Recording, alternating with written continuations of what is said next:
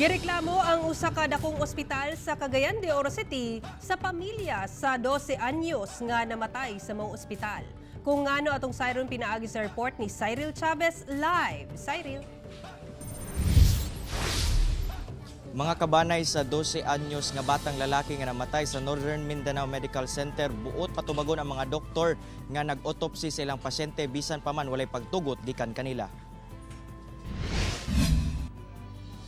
Buot maangkon sa pamilyang Gamaw ang katubagan ingon man hustisya sa hinitabo sa 12 anyos nga si Chan Gamaw kinsa gikuhaan matud pa og mga internal organs bisan walay pagtugot sa ginikanan.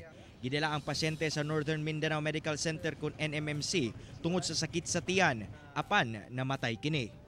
Sumala sa uyuan sa biktima nga ang pananghid lamang kanila kay kuhaan kini og sample aron masuta ang rason sa kamatayon niini apan wala sila gipahibalo nga tanang internal organs ang kuhaon. Nangayo na sab kuno sila og pagpaklaro gikan sa mga doktor sa maong hospital apan walay miatubang kanila gani gipasa-pasa lamang sila. Abri na ang ulo ani, wa na gyud sulod ang utok. Makita na kung bubunlan sa bata. Hupla na kaya ang iyan tiyan nga wa gyud sulod.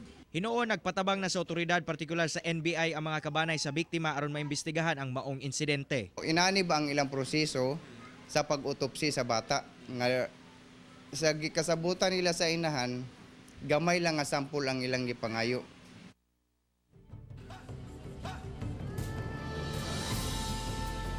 Sara, base sa akong pakiginabi sa usa ka opisyal sa NMMC, kinahanglan pa matud pa og approval gikan sa Medical Center Chief aron makaschedule kita o makapahigayon kita og interview labot sa maong reklamo. Sara. Okay, daghang salamat, Cyril Chavez.